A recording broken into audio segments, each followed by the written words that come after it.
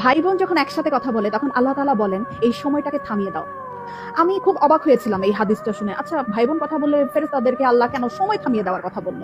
পরে যখন ডিটেইল জানলাম তখন খুব কষ্ট লাগলো। ডিটেইলটা ঠিক এরকম ছিল। ভাই বোনের সাথে এই পৃথিবীর পরে আর কখনোই দেখা হবে না। হাসরের ময়দানে না, আখিরাতে না, কিয়ামতের পরে না, জান্নাতে না, জাহান্নামে না, কোথাও না।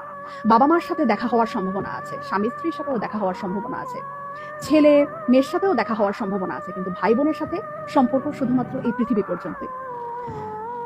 তখন এত খারাপ লাগলো ব্যাপারটা জেনে যে আমার যে বোন আছে অথবা আমার যে ভাই আছে তার সাথে আমার আর কখনোই দেখা হবে না এই পৃথিবীর পরে। মানে মরে যাওয়ার পরে তার সাথে আর আমার কখনোই কথা হবে না।